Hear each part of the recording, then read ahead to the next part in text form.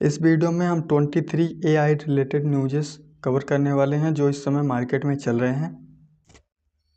तो पहली न्यूज़ ये है कि ओपन एआई ने अपनी नई नीतियों से एआई में निष्पक्षता और संतुलन लाने की कोशिश की है। अब चैट जीपीटी संवेदनशील मुद्दों पर भी कई दृष्टिकोण अपना रखेगा, बिना किसी पक्ष को बढ़ावा दिए आलोचकों को मानेगा, और यह कदम एआई सेंसरशिप को रोकेगा और यूजर्स को स्वतंत्रता देगा। हालांकि ये बात है कि एआई को संवेदनशील मुद्दों पर अपनी राय रखनी चाहिए कि नहीं, क्योंकि एआई अलग चीज़ होता है और संवेदनशील मुद्दों पर ह्यूमंस का अलग विचारधारा होती है, तो इसी वजह से।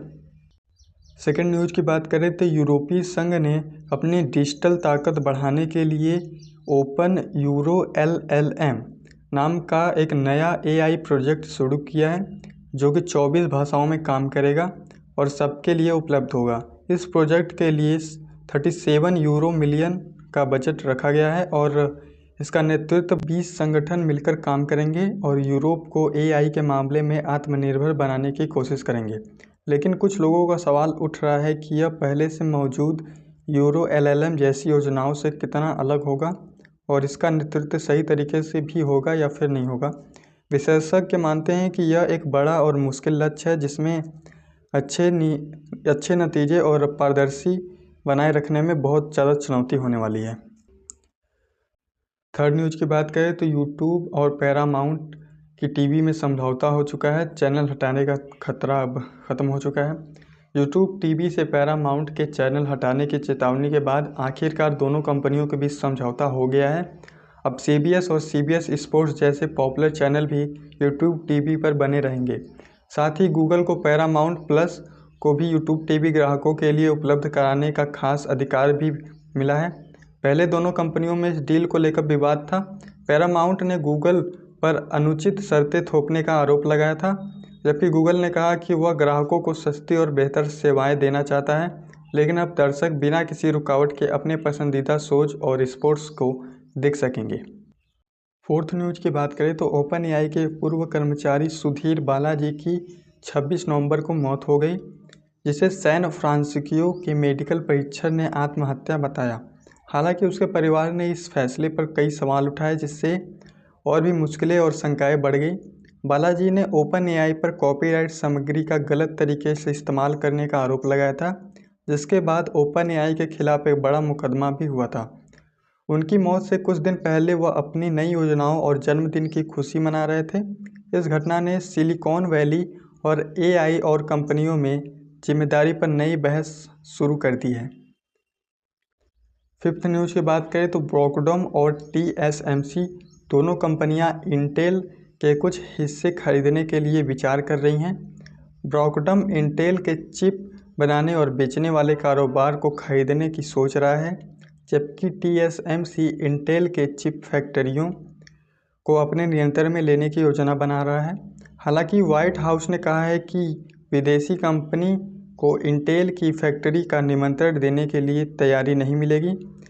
इंटेल के इस मुश्किल हालात में उसे दूसरे चिप कंपनियों से चिप खरीदने के लिए निमंत्रण दिया जा रहा है, जिसे शायद वो अपना भी सकता है। सिक्स न्यूज़ की बात करें तो अब ओपन एआई की मदद से हम जानवरों के दर्द और भावनाओं को पहचान सकते हैं।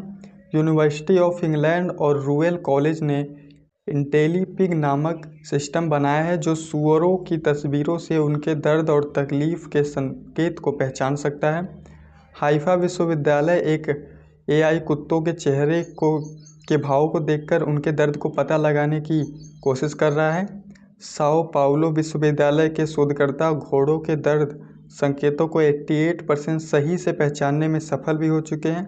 इस नई तकनीक से जानवरों के इलाज में बहुत बदलाव आ सकता है, मतलब कि ये एआई एक तरीके से सही तरीके से काम कर रहा है।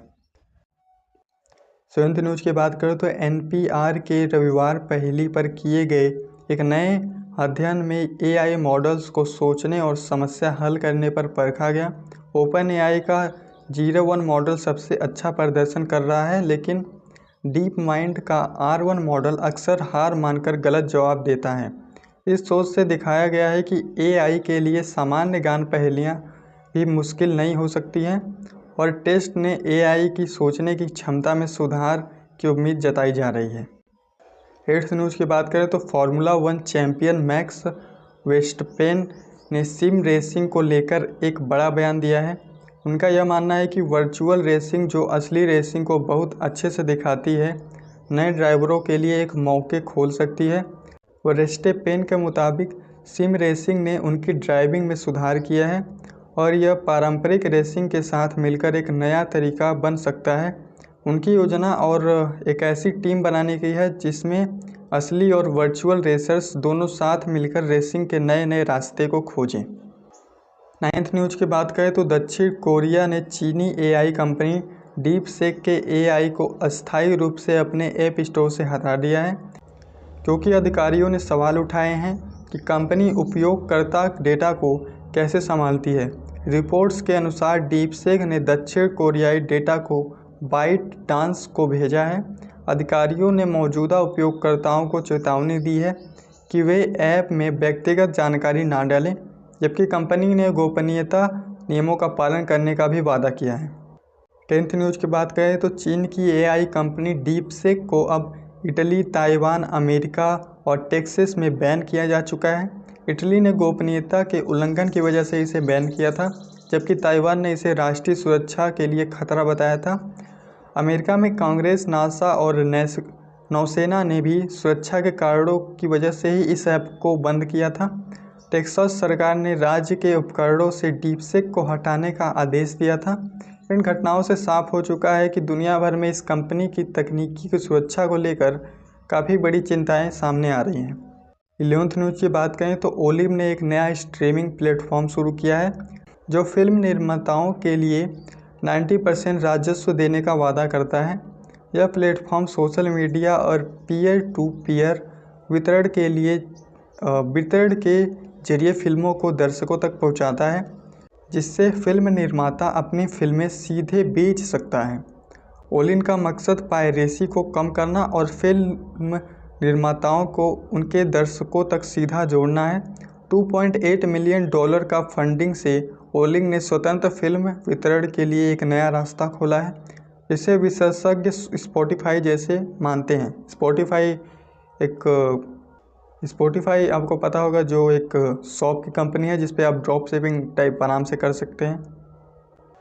12th न्यूज़ की बात करें तो मिस्टल एआई ने सबा नामक एक नया मॉडल लॉन्च किया है, जो खास तौर पर अरबी भाषा के देशों के लिए तैयार किया गया है। 24 बिलियन पैरामीटर वाला यह मॉडल अरबी के साथ साथ दक्षिण भारतीय भाषाओं को भी शानदार काम करता है।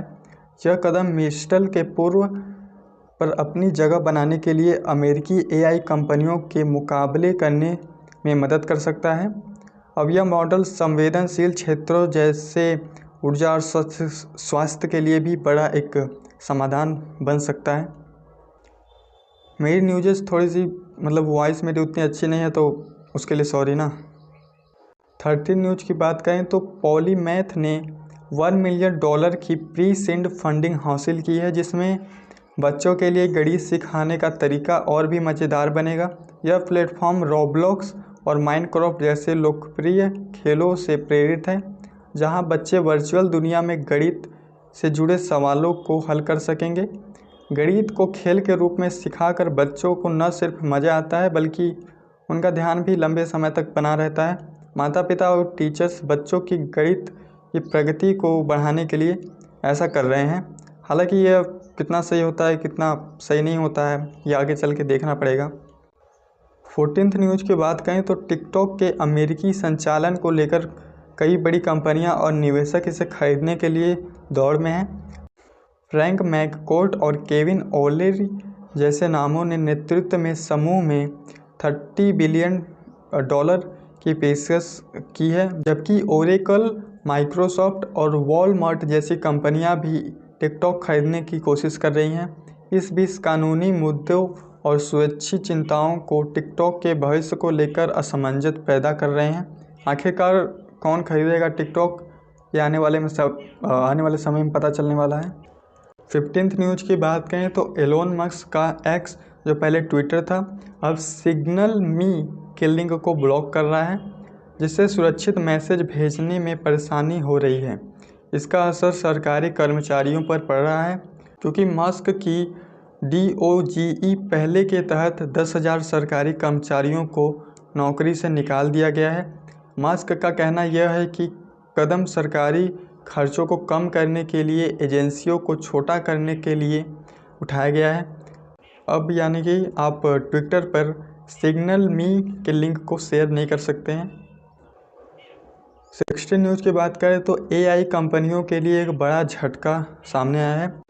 एक अमेरिकी न्यायाधीश ने रॉक इंटेलिजेंस के खिलाफ फैसला सुनाते हुए थॉमसन रायटर्स को बड़ी जीत दिलाई। रॉय ने अपनी AI प्रणाली को ट्रेन करने के लिए थॉमसन रायटर्स की कॉपीराइट सामग्री का इस्तेमाल कर रहे थे, लेकिन न्यायाधीश ने इसे गलत और बिना बदलाव के इस्तेमाल माना। इस फैसले से AI डेवलपर्स के लिए एक बड़ा सवाल खड़ा हो गया है कि क्या भविष्य में वे बिना अनुमति के कॉपीराइट सामग्री का इस्तेमाल कर सकते हैं। 17 न्यूज़ की बात करें तो ट्रंप प्रशासन ने FAA के सैकड़ों कर्मचारियों को हवाई यात्रा निमंत्रण प्रणाली को सुधारने के लिए निकालने का निर्णय लिया है। इसमें रडार, लैंडिंग और नेविगेशन के विशेषज्ञ शामिल हैं, जिसमें एलोन मस्क की SpaceX को नई सुरक्षा प्रणाली का काम सौंपा गया है। इस कदम के बाद हवाई सुरक्षा को लेकर कई सवाल भी उठ रहे हैं, खासकर जब कुछ समय पहले वाशिंगटन DC में एक गंभीर हवाई टक्कर हुई थी। क्या ये बदलाव सुरक्षा को बेहतर बनाएंगे या फिर समस्या को बढ़ाएंगे, ये देखने वाली बात है।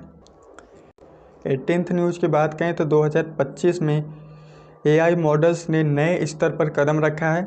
OpenAI का O3 मिनी कोडिंग और गणित में शानदार है, जबकि गूगल का Gemini 2.0 प्रो कोडिंग के साथ साथ सामान्य ज्ञान में भी बेहतरीन काम कर रहा है।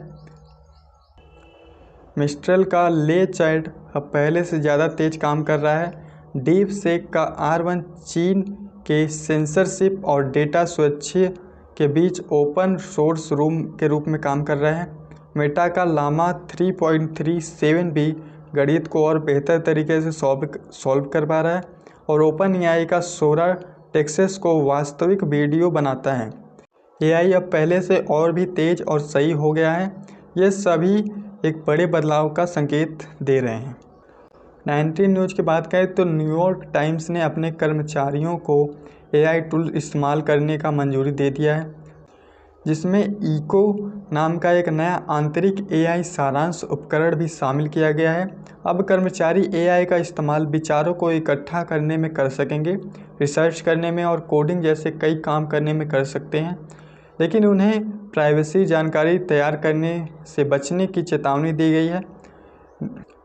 न्यूयॉर्क टाइम्स ने GitHub और OpenAI जैसे प्रमुख AI टूल्स को अपनाया है।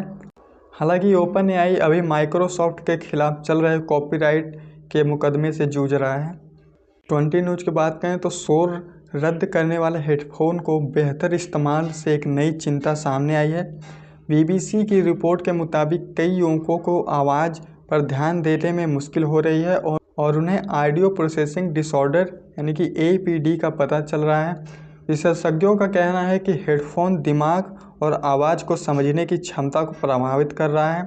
UK के ऑडियोलॉजी विभाग ने इस तकनीक के असर पर और अधिक रिसर्च करने की ज़रूरत बताई है, जिससे कि आपकी पसंदीदा तकनीक अब आपकी सुनने की क्षमता को नुकसान पहुंचा रही है, ऐसा विशेषज्ञों का कहना है। 21th न्यूज़ की बात करें तो नेक्स्टडोर के संस्थापक नीरव टोलिया ने फिर कंपनी की कमान संभाली है और उनका लक्ष्य प्लेटफॉर्म को नई ऊंचाइयों तक पहुंचाना है। अब कंपनी स्थायी समुदायों से जुड़ी नई जानकारी लेने और AI के जरिए उपयोगकर्ताओं अनुभव में सुरक्षा पर ध्यान देने वाली है। वे चाहते हैं कि प्लेटफॉर्म पर बातचीत सकारात्मक और रचनात्मक हो और साथ ही राजनीतिक चर्चाओं पर भी बात हो और नए टूल्स का इस्तेमाल भी किया जाए। टोलिया का मानना है कि नेक्स्टडोर का असली मूल्य तब सामने आएगा जब अपने उपयोगकर्ता के लिए और भी ज़्यादा फ़ायदेमंद ये इसको बना देंगे। 22 न्यूज़ की बात करें तो राष्ट्रपति दिवस पर न्यूयॉर्क ने 10,000 से ज़्यादा लोग ट्रंप प्रशासन और एलोन मस्क के DOGE कार्यक्रम के खिलाफ सड़कों पर प्रदर्शन में उतरे थे। प्रदर्शनकारी मस्क की बढ़ती ताकत और सरकारी एजेंसियों को कमज़ोर करने के खिलाफ अपनी चिंता जता रहे थे। खासकर डेटा सुरक्षा और देश की सुरक्षा को लेकर विरोधकारी मार्च वाशिंगटन स्क्वायर पार्क तक पहुंच गए थे, जहां लोगों ने एलोन मस्क की नीतियों को गलत और खतरनाक बताया।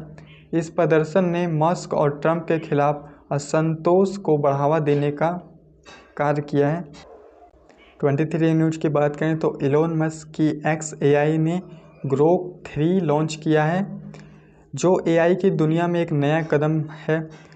2 लाख GPU से ट्रेड ग्रोक 3 10x से ज़्यादा ताकतवर और GPT-4 को पीछे छोड़ने का दावा करता है। इसमें नई रीजनिंग और डीप सर्च जैसे फीचर्स दिए गए हैं, जो यूजर्स को और भी सही और जल्दी जवाब देने में सहायक होंगे। सुपर ग्रोक प्रीमियम सब्सक्रिप्शन के साथ यूजर्स को और भी बेहतरीन सुविधाएं देने का वादा करता है। आने वाले महीनों में ग्रोक 3 में वायर्ड मोड और एंटरप्राइजेस API जैसे फीचर्स भी जोड़े जाएंगे।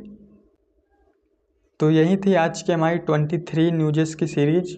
अगर आपको ये वीडियो अच्छा लगा है तो उसके लिए थैंक यू। आप इतने टाइम तक हमारे साथ बने रहें।